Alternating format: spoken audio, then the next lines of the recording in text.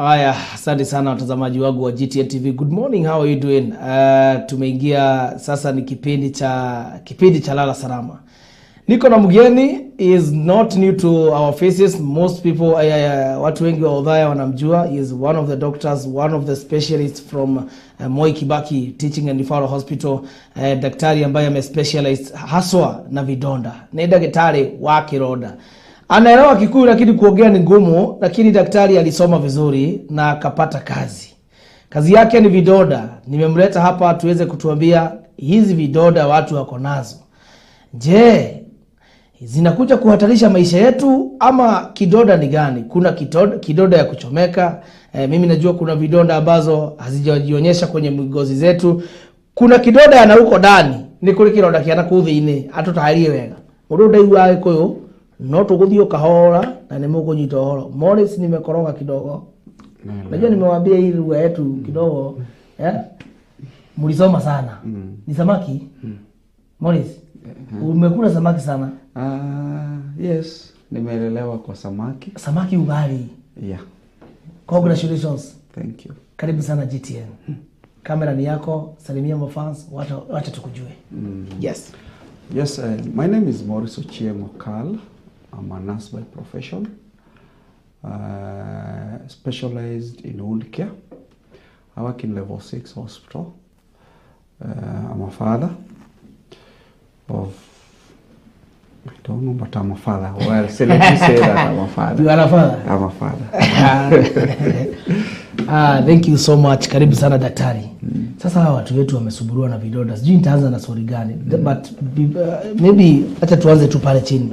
Daktari, kidonda ni nini? Nitaeleza mambo ya kidonda.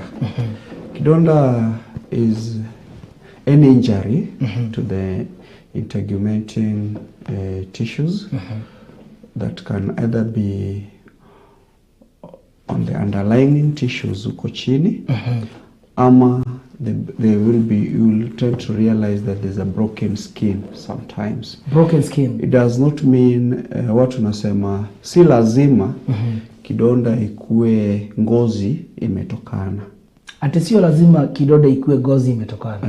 Kunaweza kuwa na kidonda huko ndani chini ya ngozi, inamaanisha zile tissues behind the skin, yes, is affected. Yes. We can have broken bones, sawa, broken blood vessels,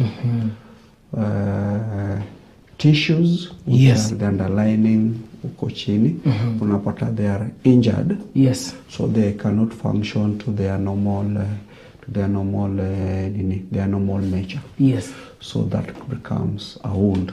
Hiyo ndio kidonda. Hiyo ndio kidonda. Yaani kuna kidonda yana huko ndani. Inaweza kuwa na kidonda hapa na sijui na iko na huko ndani. Unaweza kuwa na kidonda, mostly sometimes utapata your fractures. Yes. Fractures are wound. Hizi fracture kama umevunjika mkono. Ndio utapata umevunjika. Yes. Na ngozi yenyewe iko intact. Ngozi haijakatika. Ngozi haijakatika. Yes. But ukiguza it becomes very painful. Yes. Because whatever is injured, yes, is the underneath structures. Yes. So that becomes a wound. Yeah. Kuna ile kidonda yenye utakuwa umechomeka. Yes. Unaona sasa ukichomeka ngozi imetoka. Tunaelewana? Yes. Hiyo ngozi imetoka, that also becomes a wound. Umekatwa na panga, ukichunia ng'ombe majani. Unakata unajikata. That is also a wound. So wound generally is a wider thing, yes, a wider topic. Yes. So what is important is how do we take care of all these wounds. For example, daktari, na sijui kama unajua mimi kizugu yangu si kama yako. Unajua yako umekula samaki sana pale, mimi ni mtu wa samaki. Mimi kizugu yangu sitaki kuongea ile deep. Nataka ule mama ako kaliko aelewe, ule mtu ako pale Nyarifu ashike. Kuna hii kitu watu wanasema kwa ground. Unajua mimi ni mtu wa ground. Ati watu wa sukari, mtu wa sukari akipata kidonda hawezi pona. Daktari, hiyo ni ukweli? I will say hiyo ni uongo, because ya kwanza tumeona hizi vidonda mingi sana za sukari.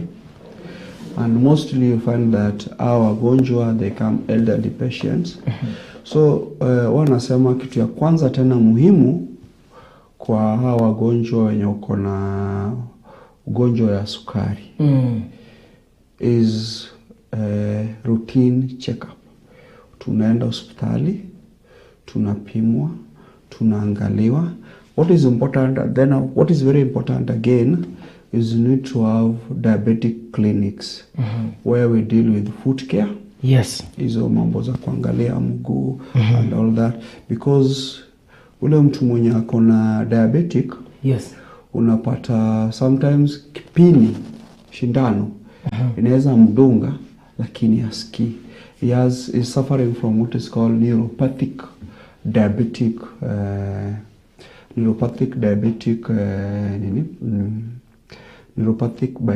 diabetic condition, where the nerve uko chini, yes, kwa kidonda is not able to feel anything. There is no sensation. Yes. Huyu mtu mwenye anaweza kanyaga hata moto lakini hasikii. Sawa. So it's very important that we tuambie watu wa community that when somebody is suffering from diabetic, diabetic inakuja na zile magonjwa zingine. Yes. Because when you now become neuropathic, you are not getting, there's no sense, you are not building sensation. Yani hata ukikanyaga moto hausikii kitu. Ukikanyaga moto hausikii kitu. Madungwa na msumari after like 1 week ama 2 weeks, now when kama sasa mguu inaanza kunuka, unaona kidonda inatokelezea. Yes. Tunaanza kuwa na uzaa. Hapo ndio sasa unasikia mtu anaanza kusema kumbe kitu ilinidunga. So it's very important that we educate our community.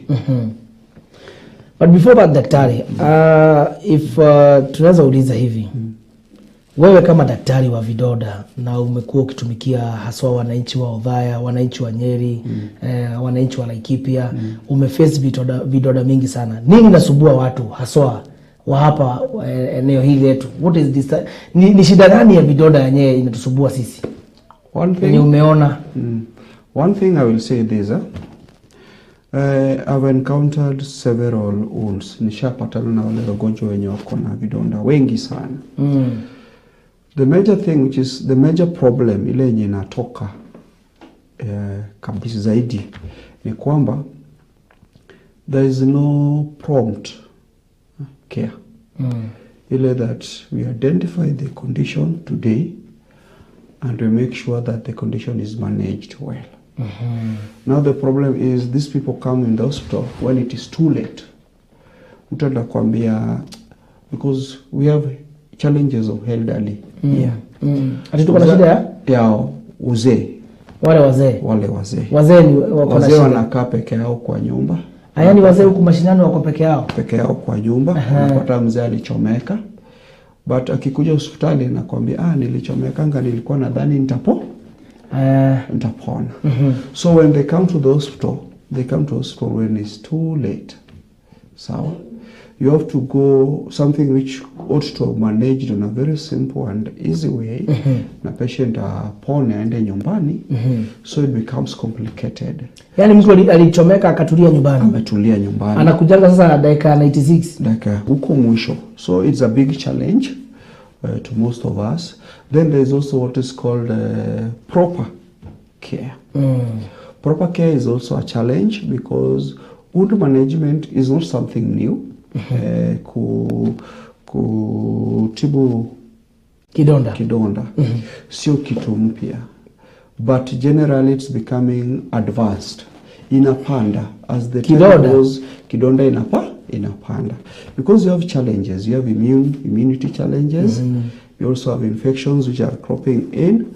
Then at the same time, the technologies people are using is also advanced in wound care.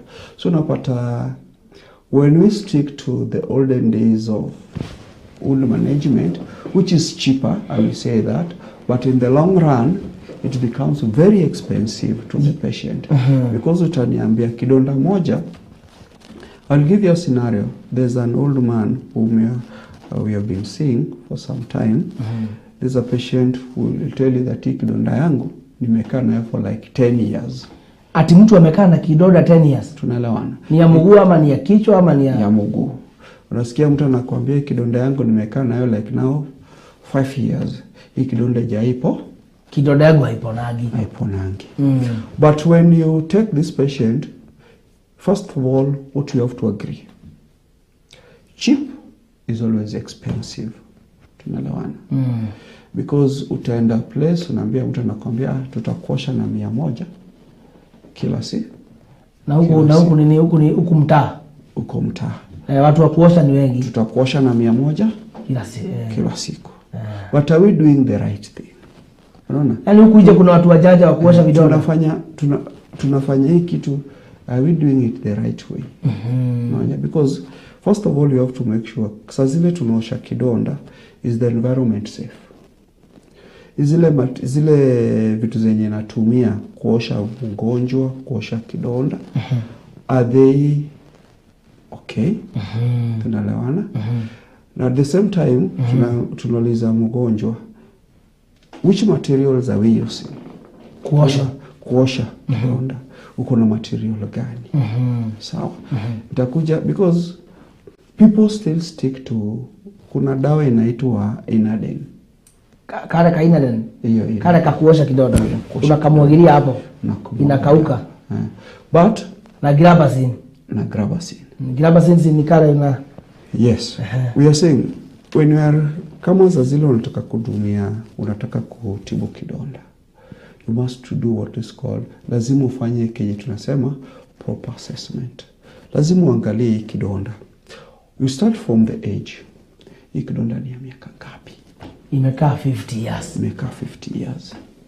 What and what, nini na nini ishatumika kujaribu kuiti. Hii kidonda imepakwa spirit, imepakwa grabazine, imepakwa remes, imepakwa mitishamba, imeboa na pasta 50 years. 50 years. Imepakwa hadi mafuta ya kanisa. Iko mwisho. Hata mafuta ile ya kanisa bishop ameguzisha. So you find we are taking time kwa ile unapata, if you go deep, mama atakwambia ama mzee atakwambia hii kidonda yangu nimekuwa nikiosha, nimekuwa nikienda hapa dispensary ama nilikuwa nikienda hapa kuombewa hapa chini. Nimeombewa hapa chini na nimepaka hii na hii, lakini kidonda yangu bado iko tu pale.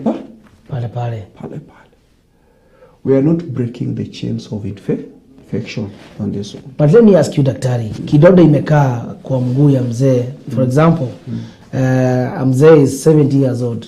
Kidonda amekaa nayo, alienda kuchuna majani cause hapa kwetu ni kwa majani chai. Yes. Daktari, watu wamedungwa sana na majani chai. Ukienda kwa mama wengi, hakuna mama hana shimo kwa mguu hapa, amedungwa. Zingine hazijaipona. Unapata mama anashidaga na budget for 50 years. Daktari, for instance, hii kidonda kama haijaipona, wewe ushaiponya kidonda kama hiyo yenye imekaa 50 na unaiponya na mtu anaenda nyumbani. Most wounds wamepona. Hapa level 6 ukikuja, we are 3 of us. Daktari wa vidonda. Ni watatu hapa level 6. 3 of us, we have Mangoli and we have Gitonga. All of us, we work as a team. Tunalawana. Tunafanya kazi pamoja. When we share ideas, and sometimes kama siko, Gitonga is there. Kama Gitonga yuko, Mangoli is there. Mangoli is there. And I will assure you that tumeona a lot of improvement since we came in. And right now, mimi hata ukienda yao makijiji, utaona ule mzee atakwambia ule daktari wa Kenyatta. Tunalawana. Tukiingia na wewe ground watasema ule daktari wa Kenyatta. Ule daktari wa Kenyatta. Umetibu vidonda sana. Alinisaidia. Huyu alinisaidia. What we need as a community is awareness that wounds are so aware that people think that kidonda ya sukari haiponeshwi. Those wounds heal na zinapona vizuri sana. They do well no matter the age. Yes. sawa, because sometimes as you grow, Yes. also the tissues are also degenerating backwards. Daktari, tukiongea kuhusu watoto, mimi najua mimi naongea zile vitu nimeshuhudia. We have watoto wako nyumbani, kama sasa tuko holiday daktari. Mzazi ameenda kuchuna majani, mwingine ameenda job, ameacha mtoto, mtoto amefikiria kuwasha gas, amechomeka. Hizi vidonda za kuchomeka, are they rare in Othaya ama in our county, ama kuchomeka is not an issue? Watu wamechunga watoto vizuri. Kuchomeka burns. Yes. Burns. Zinaitwa burns. Burns ziko mingi. Huku Ziko mingi. watu wamechomeka. You know, the major problem we have young mothers. Sawa. These young mothers, they also want to go look for their kids ili wakuje wakule. Na watoto, you know, all of the kids, they want to experience. Mama naonanga akifanya hivi. Niko pia mimi nataka kukula na sikia, pia mimi nifanye. In the process, the child sustains the burn. Sio mama anataka, kwa sababu sio mtoto pia anataka. Maybe mtoto alikuwa ameishi njaa, sawa. In the process pia ameenda ku experience whatever the mother wants. Kenya naonanga mama akifanya. In the process mtoto anachomeka. Mama kuacha mtoto nyumbani sio kwa hiari yake. Tunaelewana? Sio yeye mwenyewe, si ati anataka naacha mtoto, because you cannot go work somewhere comfortably with your kids. Huwezi enda na mtoto kazini. Huwezi enda na mtoto. Kama pale madaktari wakuja na watoto wao hapo. Huwezi kuja na mtoto. So unapata the needs of a society. Ile mahitaji ya kila siku inasukuma mama anaacha mtoto wapi? Ground. So in the process niliweka chai kwa thermos. Tunalawana. Those the flask. Tunaweka chai hapo. In the process mtoto amekuja amefungua thermos, along the way chai imemchoma.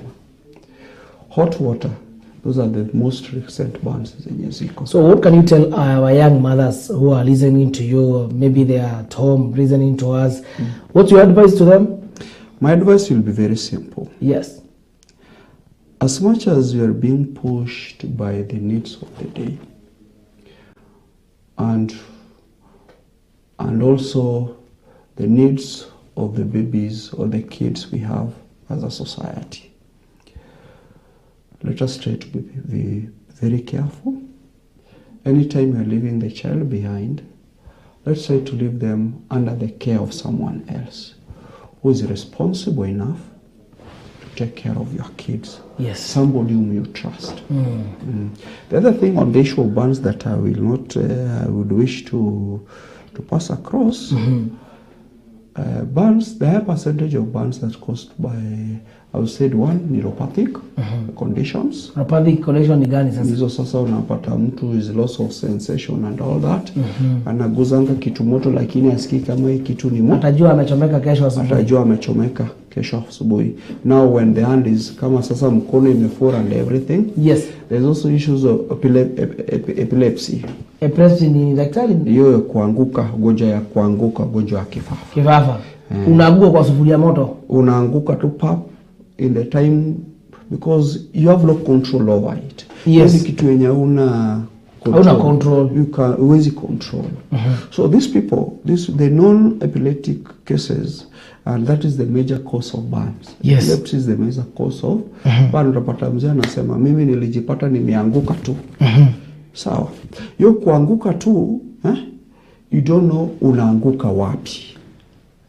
Na uwezi jua umeanguka kwa moto. Watu ushai treat mtu wa kifafa alianguka kwa moto daktari? Yes, they are.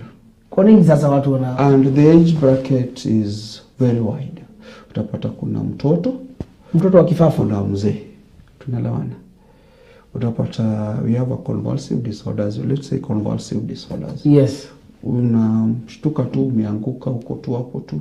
You don't know, because hautagundua umeanguka wapi in the first place. Uko na njaa because you don't know when the attack will come. Ni kitu yenye nakujanga tu abruptly pop na mtu ameanguka kwa moto, ameanguka kwa maji moto. Sometimes ameanguka na unajua ile kerobo, ile taya zamani tunatumia ile ya mafuta. Hiyo kerobo. Sometimes umeanguka na kuna hiyo kerobo kwa nyuma. Inashikania kwa mkono. Umeanguka, imekushika kwa mgongo, ameshika zile bed sheets za kwa nini, nyumba inaanza kuchomeka. Daktari, mtu amechomeka nyumbani, which is the basic idea first. Ni mtu anafaa kufanya before I come to level 6. Before you come to level 6. Mtu amechomeka. Step number 1 ni gani? Kumpiga na maji. Bucket moja. We always say call for help. Help. Unaona, kuita usaidizi. Upige duru. Kuita usaidizi ni kitu muhimu. Tunaelewana? Hiyo kuita usaidizi, because ukiita usaidizi ujui nani atakuja hapo wa kwanza. Inaweza kuwa mhudumu wa afya. Inaweza kuwa ule mtu mwenye anajua the first aids. Basic first aid. Then kuna zile bands zenye tunasemanga, you don't wait, run to the immediate referral center.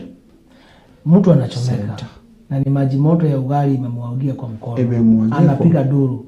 Nimsaidie aje? First thing, unajua, you remove, tunasemanga ondoa ile kitu yenye inaleta madhara. Ondoa maji kwanza. Ondoa hiyo maji. Mwaga. Ondoa hiyo maji. Ili si ukiwacha hiyo maji hapo, you have already called for help. Wewe mwenyewe you are the first person.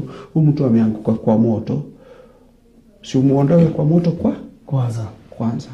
Are you able to, if you are able, remove the culprit or the casualty from the fire first, if you are able. If you are not able, wacha achomeke. If you are not able, this is what we do. Call for help. Itana. After in the process, the first baseline management is call for help. Yes. Huyu nani anachomeka hapa, kuja munisaidie? Msaidie. At the same times, you do what you can at that time. Yes. The first thing, huyu mtu amechomeka, nini, let us remove. Are you able to kutoa hizi nguo na kutoa hizi vitu zote zenye ziko? Yes. Alikuwa anachomeka, nguo imeshika moto. Are we able to put off the fire? That's the thing. Now, anajua pale nyumbani, we don't have the capacity, hatuna ile uwezo wa kujua huyu mtu amechomeka kiwango gani. But watu tunasema ile burns, ile kuchomeka yenyewe inahusika mwili, sehemu za mwili juu, kainaenda hizi sehemu za juu, kifua, shingo na uso. Hizo sio kitu yenye tutasema tunaongoja. Kimbiza huu mtu hospitali. Ili utaweza kule hospitali wataweza kujua kama hiyo burn imehusika na to say the respiratory tract, hiyo enzi za kupumua. Because as long as this is involved, as long as the respiratory tract is involved, ukichomeka hiyo ya kupumua ni hivyo. Ikifura umeenda. Well, ni sure bet. Hiyo ni sure bet. Umekana tiketi. Because hiyo utakuwa umeziba. Haina repair. So by the time utaenda hospitali, huyu mtu anaweza kuwekwa in what is called mechanical ventilation. Daktari, before you go to break, before tuende break, ni vizuri nikuulize. Mtu amechomeka uso. Kuna ile plastic surgery unaweza toa hiyo gozi weke ingine, ama hiyo vitu haiwezi. Unaweza weka gozi mpya. Are there chances like that? Kuna opportunity ama ukichomeka wewe ni hivyo, gozi ni forever? Yes, plastic surgery is there. Unaweza nibadilisha urudishe venye ilikuwa. Plastic surgery is there, but the problem is the cost. Naona ile pesa yenye inahitajika. That is where the reality.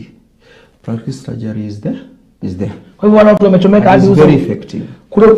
Wale watu wamechomeka hadi macho wapi na masikio wanaweza rudishwa kama wewe. Yes, they do the plastic. Ni pesa tu haiko. Pesa. Akipata pesa anaweza rudi form. Yes. Seriously?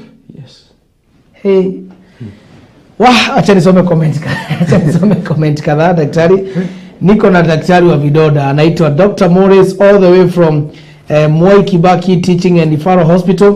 Anakuja hapa kutufundisha maneno ya vidonda. Vidonda zimesumbua watu wengi.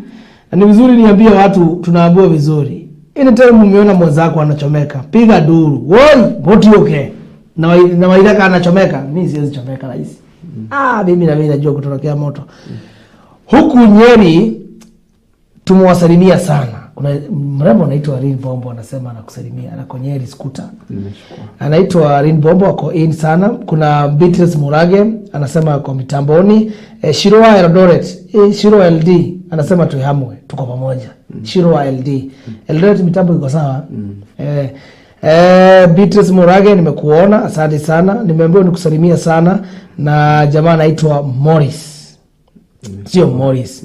Ni Morris anasema anaitwa Morris kama wewe. Anaitwa Morris Mukua. Ako Chiga Gathanje. Kuna jamaa anaitwa Francis Mukua, anadili na furniture, Caribbean furniture. Unaona hapo wananchi? Hawa jamaa wanauza furniture hapo. Wako live. Huyo jamaa anaitwa Mukua. Sijui kama ni vitada anakutengenezea ama nini. Anasema anaona. Ndio hapa nichukue moja hapo. Jamaa ako sawa na kuona. Pale stage kuna mama anaitwa Lisa Mudhoni, anamuita Mudhoni Mugathigia. Anadili na gari ya accounts. Anakuona. Nimeshukuru. Kuna jamaa ako na kidonda niliona mahali.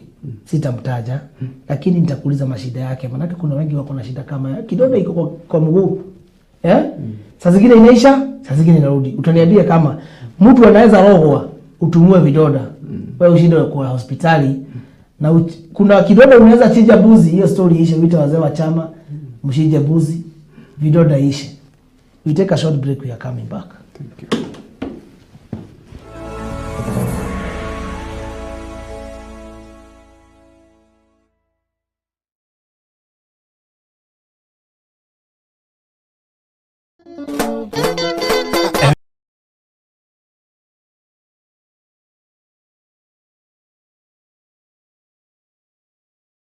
Menji Club Relax goko mwago ni tosha niro muthenya wa Jumamothi kwambia thaa 2 cia utuku ne Mugithi Night haha ne guthia rwimbo ne twarafa kana ne moino gukire haria Menji Geshishe Chiga kutera iganania ya betoyo bito tutida nyongerere Oge telefoni ya Geshane Uncle Sanex reka weekend yaku yagire na Mugithi Wadire karimu bengi ya kono kuluta Wadire karimu ni wake bire mugugo Owendo wakama idha kule mama inasi Ogo tikarata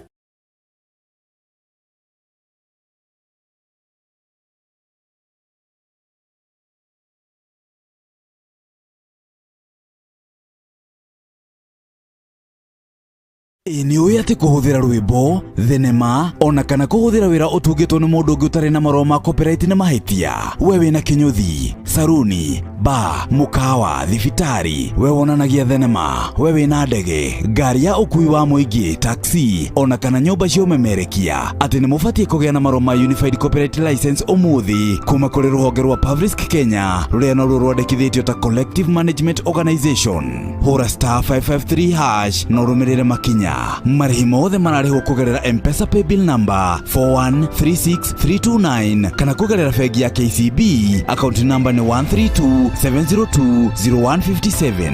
Ririkana atĩ gũtirĩ kũrĩha mbeca baribari. Nĩ ũndũ ũhoro makĩria cerera www.pavrisk.or.ke kana ũhũre 0719477477 kana 0732721721. Performing and Audiovisual Rights Society of Kenya, revitalizing royalty management in Kenya.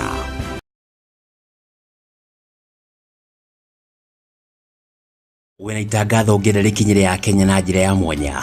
Itangatho ria biacara, wendia wa migunda, magongona ngũrani ta kũmenyithia mũingĩ motungata marĩa kambuni yaku iraheana kana kũmenyithia mũingĩ mathomo marĩa thukuru waku uraheana. Imenyithia cia ikuo hamwe na motungata mangĩ. Ũka wonjorithie na ithuĩ na thogora mũbacĩrĩre. Twarĩre kũgerera thimũ namba 0742606195 kana email nĩyo sales@gtntv.co.ke kana ũtũcĩre wabici-inĩ citũ GCTC Complex, former Othaya Teachers College, GTN TV, mũciĩ wa iheo na taranda.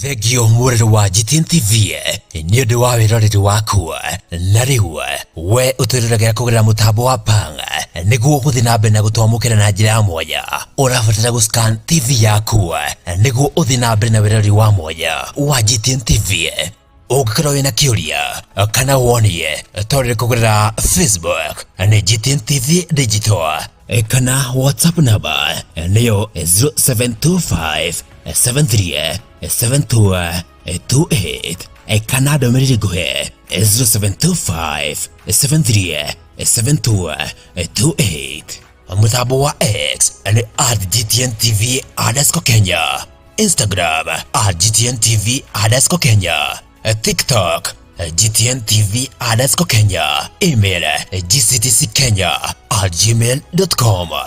GTN TV umushi wa hiyo na tarada.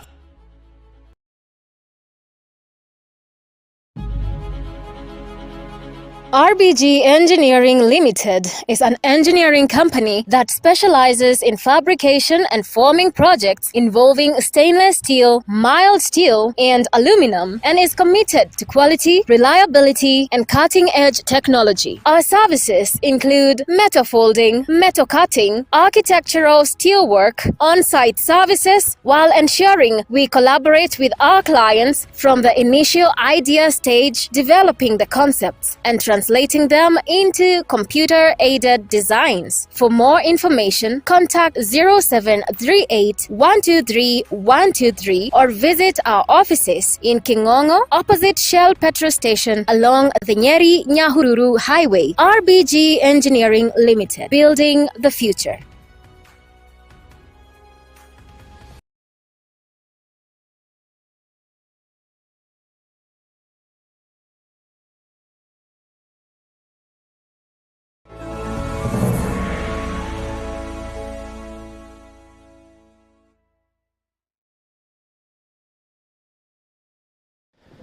Thank you very much, our viewers. We are still moving on. Niko na daktari all the way from Moi Kibaki Teaching and Referral Hospital. Kama kuna mtu alisaidia hiyo dhaya anaitwa Mzee Emilio Moi Kibaki. Yaani alituletea madaktari all the way from Nairobi, wengine walitoka wapi?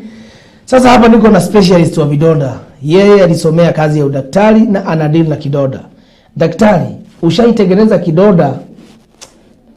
Ushailetoa kidonda ukaona hii kweli kidonda ni kansa? Unashindwa kuambia mtu unajua wewe uko na kansa. Ushaitreat kidonda ukaona hii kidonda ni kansa, sio kidonda ya kawaida? First thing I will say yes. And diagnosis of cancer ile kudhibitisha ati tumefika hiyo final stage tukasema hii kidonda ni cancer is not something that tunaanza leo. Ama is a process. Because wound care utafanya what is called biopsy. Udhibitishe why has it taken long kwa hii kidonda ili isipone. Why is it taking long? Why is it taking yani long? haiponi. There are so much questions when you are managing wounds. You need to ask yourself. Sawa. Huyu mtu kwa nini haponi? Kidonda yenye naosha nikijaribu kueruza kidogo naona inatoa damu. Hii kidonda nishaosha for like 3 months, but we are still just there.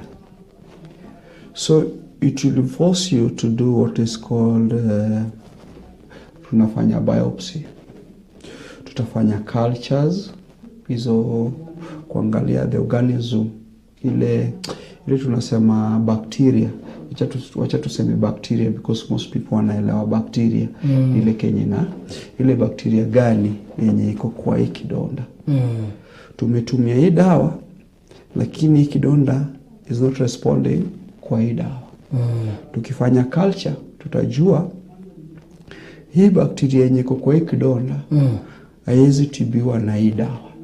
So lazima tu change kwa hii dawa kwa sababu hii dawa linafanya nini? Ndio is acceptable to the So all that process is done. Yes. Until tufike point yenye sasa tunasema umefanya biopsy, umepata biopsy results. Sawa. Umepiga hizo picha zote, umepata hizo results. Sasa wound management sio mgonjwa peke yake una deal naye. Tunaelewana? Kuna familia ya huyu mtu. Unawaleta karibu, unawaelezea, unaambia mom na baba, this is your daughter, ama this is your father, kama ni watoto wake, this is your father, we have done 1 2 3, hapa ndio tushafika hapa. Yes. Na vile tunaona mgonjwa wenu iko na 1 2 3, you have to bring them closer. So pole ukibembeleza usiseme nikaanza direct, because ukisema nikaanza, because most of us will say that is a death sentence. Ukiambiwa nikaanza, yani ujewe wewe hata mgonjwa mwenyewe psychologically umemmaliza, ushaua mgonjwa. So when you go step by step until you part now the mgonjwa mwenyewe anakubali. The first thing in any management, tunaelewana, any management of a condition, because we always say diabetic is not treatable, hypertension is not treatable, HIV is not treatable, tunaelewana. But what makes these people live is the acceptance. Ukubali matokeo. Ukubali. Mimi mwenyewe nimekubali hii ni kansa. Daktari, how do we go about it? Daktari, mgonjwa wa kansa kidonda inaweza kitu ya kwanza haiwezi pona. Ukijua hii kidonda ni kansa, wewe kama daktari unajua huyu hatapona. Now the first thing, ukisha know that now the mgonjwa has a cancerous wound, malignant wound, what do we do? Now what is the aim of treatment? Tunasema tunabadilisha ile objective. The objective of treatment is one, we want to improve, tunataka improve lifestyle ya huyu mtu. Then now we are going to the palliative way. Sawa. Tunataka kuhakikisha kwamba huyu mgonjwa asikie uchungu. Sawa. Muondoe uchungu. Tunaondoa uchungu. Andika hiyo ni dawa. Hiyo ni dawa. 2 times 2. Sometimes kumeza. Pain management tunasemanga kuangalia mambo ya uchungu is not all about medication. There's so many things that we can do before tufike kwa ile ya uchungu. Before tufike kwa dawa, kuna vitu mingi zenye nafaa tufanye. Before tufike kwa dawa. Na there's what is called psychological pain. Psychological. Mtu anasikia tu uchungu tu. Ukimuuliza uchungu inatoka wapi, lakini hawezi kukuelezea uchungu inatoka wapi. Lakini hakuna uchungu. Psychological uchungu. Psychological pain. Ile tu ya we can say it ya mawazo.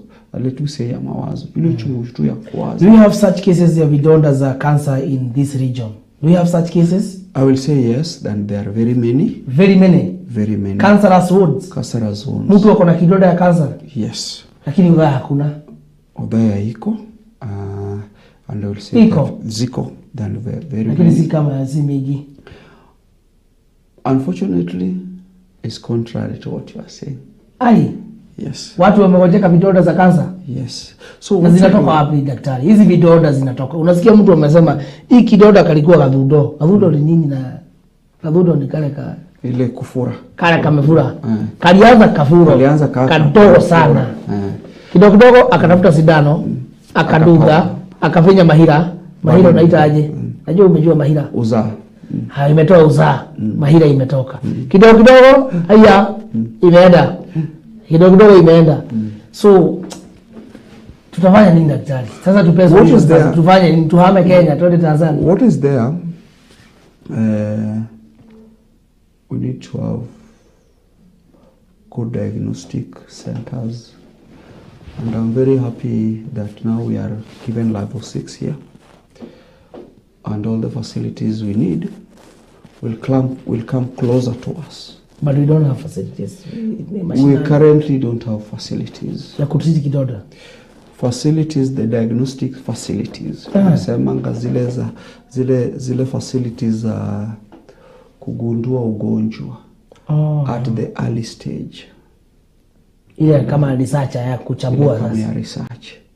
if you have all these research centers, Dedan Kimathi and this hospital get that they will partner together. Dedan Kimathi kuna hospitali? Ama nikale kama kalieko? Isn't Dedan Kimathi University? Dedan Kimathi University. That there was to be a cancer center there. And being that we are very lucky, and I will say that as a community. Because we don't know. You are very lucky as a community. This community? This community. We are very lucky. Let's say because if you have a university which has got a health research center, and what we need is the goodwill of our leaders. Goodwill to ensure that that research center, which level 6, which is now, when the hospital was gazetted as the research center for Dedan Kimathi. Now, what is important is, as a research center, we need to have the adequate facilities that enable us as a community to identify that will enable us to do early diagnostics of the conditions, that will also facilitate the prompt treatment, so that tusiwe tunasema tunataka kupeleka huu mgonjwa radiotherapy, lakini hakuna but we are already in stage 3, ishaenda sana tunaona. But when you have these facilities with us, it will be very easy for us to identify a condition at stage 1, to say, let us take this patient to radiotherapy, or we do chemotherapy. So that we suppress. When is the facility coming?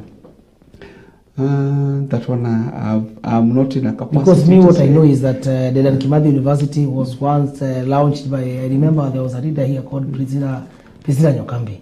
I saw her in a photo in Facebook at Dedan Kimathi University. Na launch in Uhuru Kenyatta, His Excellency. They launched. Na ile kakaba wakakata. Ati sasa Dedan Kimathi University tumekuwa na Cancer Research Center. Lakini mimi naona kama bado daktari kuongea ukweli hatujafika hapo.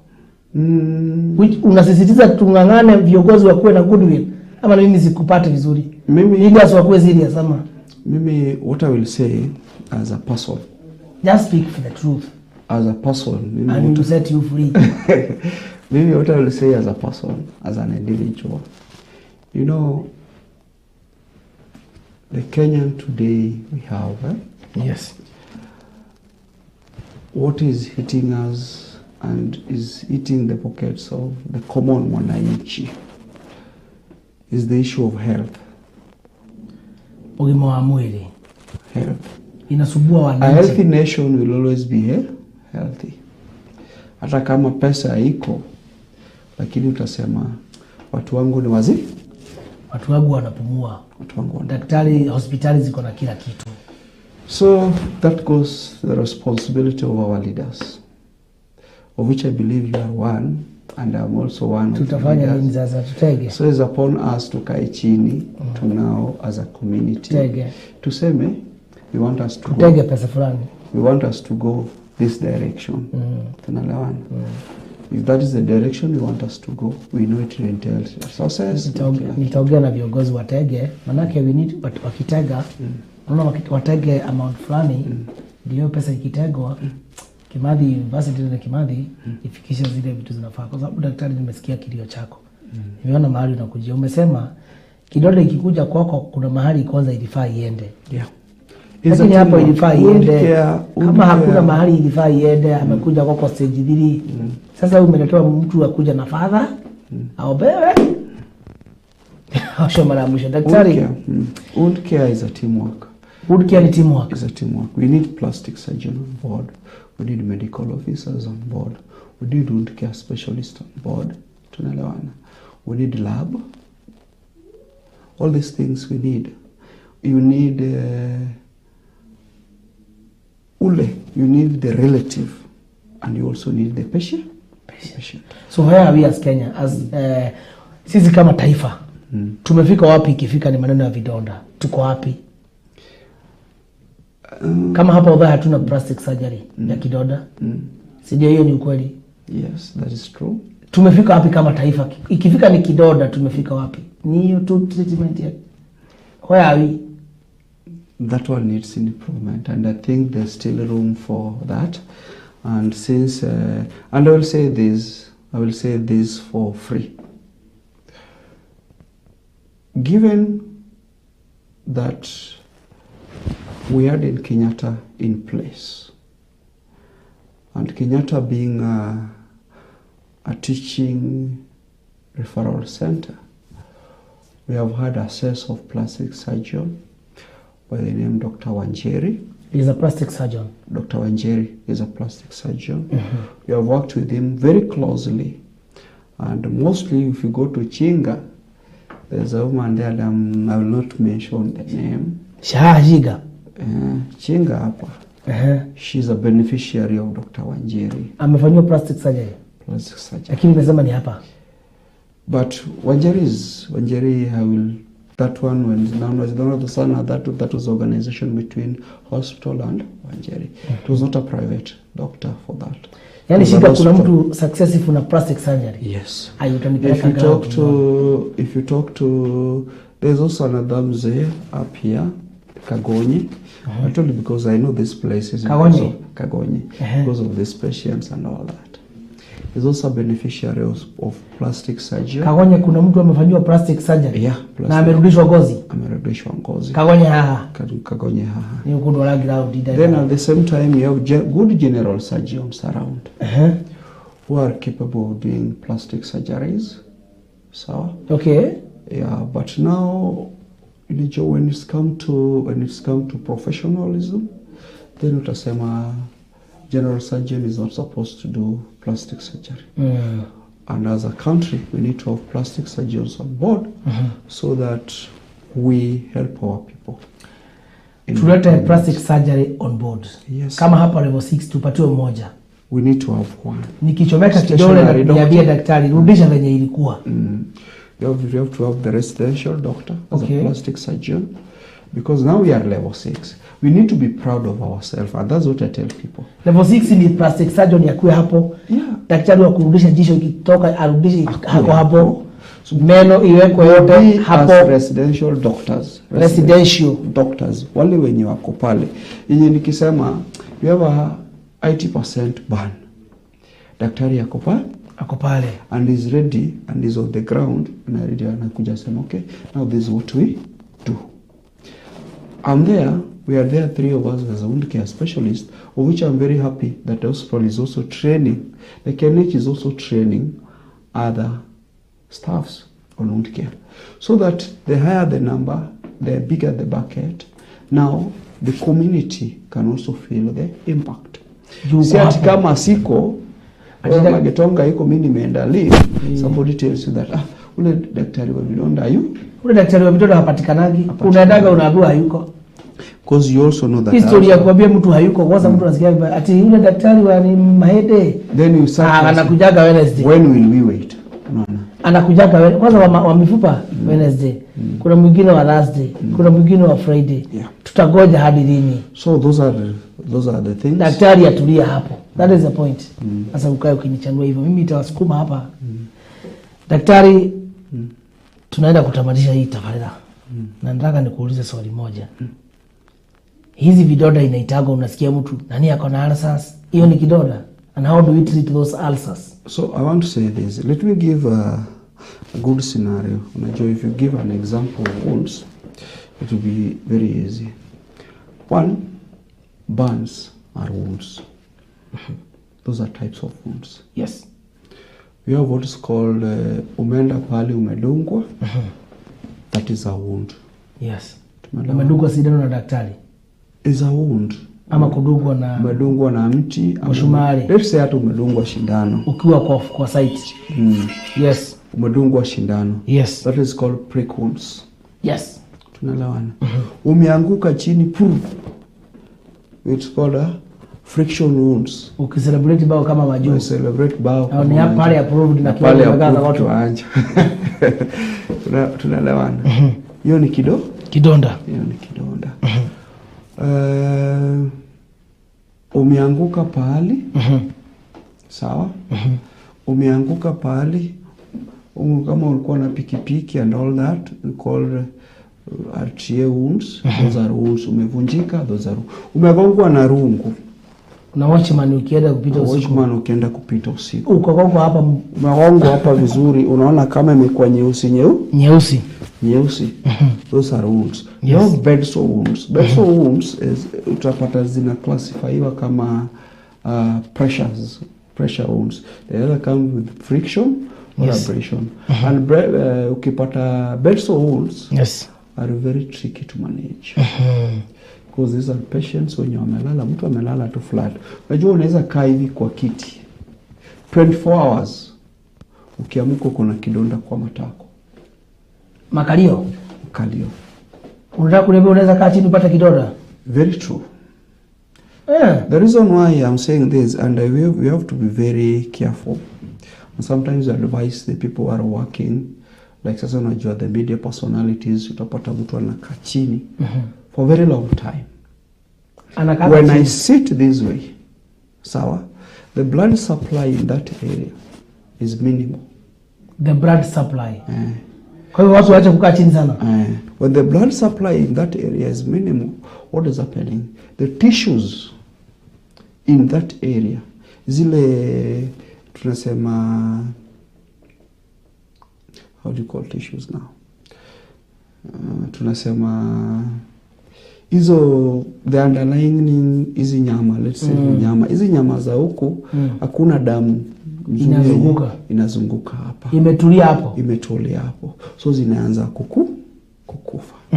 So you get somebody's becoming inakaa black or reddish kabisa, so inakaa kama imechome. Nishaiona mtu anakaa kama amekona hizo tu sport. Yes. Kwa hivyo hii kukaa chini nikikaa dakika 10 nisimame. Sometimes if you sleep hivi unaona tumbo na mgongo hivi for a long time, hata wewe ukipinduka hivi unaona ngozi inakaa imejikunja jikunja. Why? Because there is no supply in those areas. It is cut off. There is no oxygen level is also reduced in those places. So unapata the skin in that area inaanza inakufa. Yes. It becomes wound. Inakuwa. Kwa hivyo vidonda sio lazima ikuwe ni ya kujikata. Kuna insect. Yaani kuna kidonda ya kukaa chini. Kuna ile kidonda yenye unaweza ona. Kuna mtu anakuambianga kuna vidonda kwa tumbo. Niko na ulcers. Also ulcers. So there are so many types. They have leg ulcers. Yes. The leg ulcers comes as a result of mtu akona kidonda hapa kwa mguu. And it is taking ages, it's taking long for those wounds to heal. Why are these wounds not healing? There's poor blood supply. Poor blood supply. Damu haiendi hapo vizuri. Yes. So it finds that even healing in that area is hard. So what do you advise? Tufanye nini daktari? The transportation of blood, the major function of blood is to transport oxygen and also the nutrients to the body. Watu wapige tizi na hizo vidonda zao. We can do exercise to increase the blood flow. We can also do what is called, now the wound is already out. What do you do? What is the best way to manage all these wounds? Tunaelewana? Sasa kidonda imekuja, tukuje hospitali. Unajua kuna zile picha moja mbili utaambiwa tunataka tufanye hiki, tujue kiwango ya damu iko aje. Hii damu iko na infection. Toa damu. Tunaelewana? You have to know kiwango ya damu yako ni ngapi.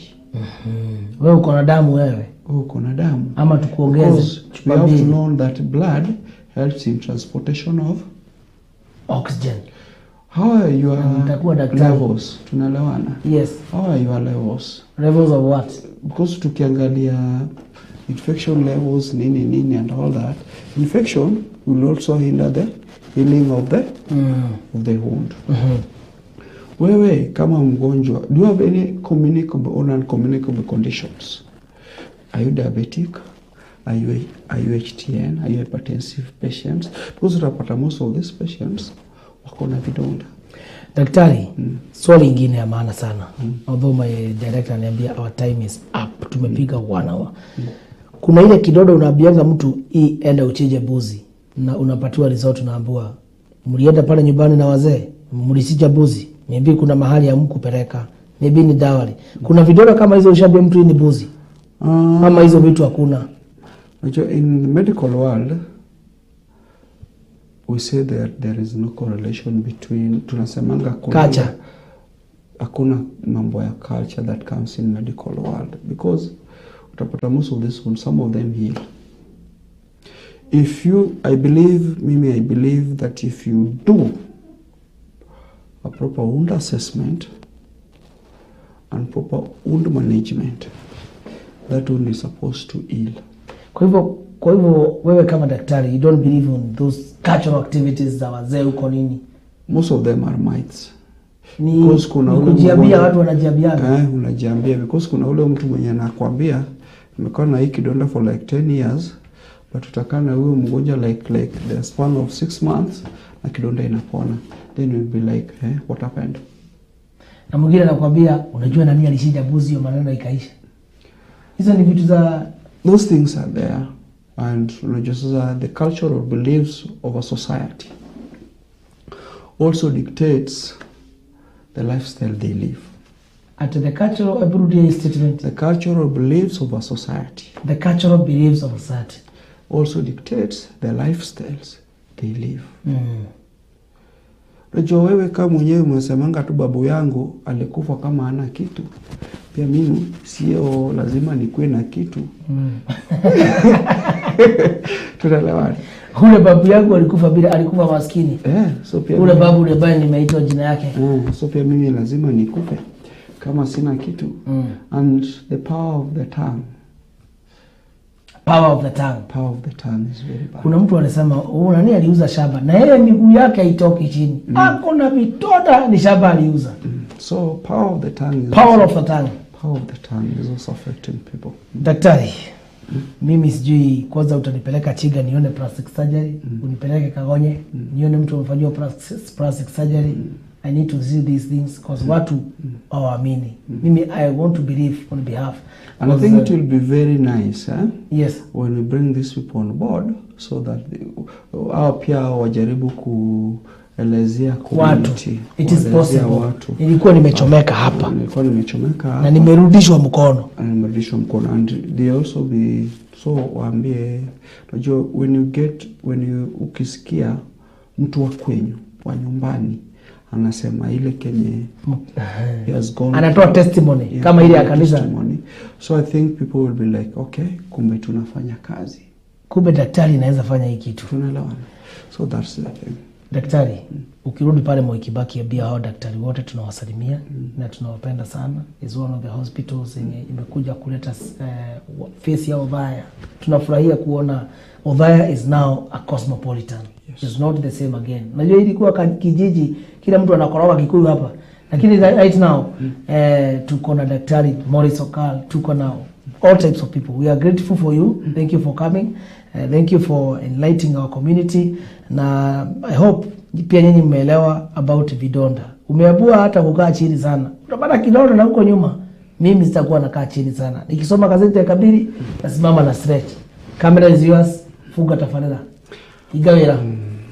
Mimi kenye nitasema, nimeshukuru sana wana GTN TV for... Na hii timu yako ya Western iko na game weekend ama haina game? Iko na game weekend. Unacheza wapi?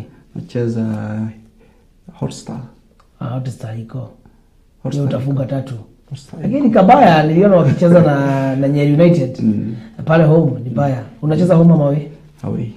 Pale kwa Kiriti. Hapo Kiriti. Asafi. Si ufunge show alafu useme unataka transport.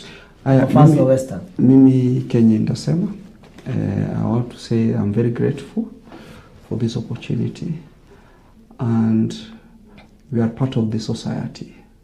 Sisi ni umoja wa hii community, na I will say that let us work together. Our main goal is to ensure that we have a healthy community. A community is free of diseases. A community that is full and energetic with very vibrant youths. And that's the reason why most of the time my engagement with the youths is through sports. And those are my best friends along. So let us let us come together despite the tribes that we come from. And I used to say that Othaya is becoming a cosmopolitan, and we should not differentiate each other based on their tribal lines or any other thing, because our main responsibility as Kenyans is that we be together and build our nation. That is all that I will say today.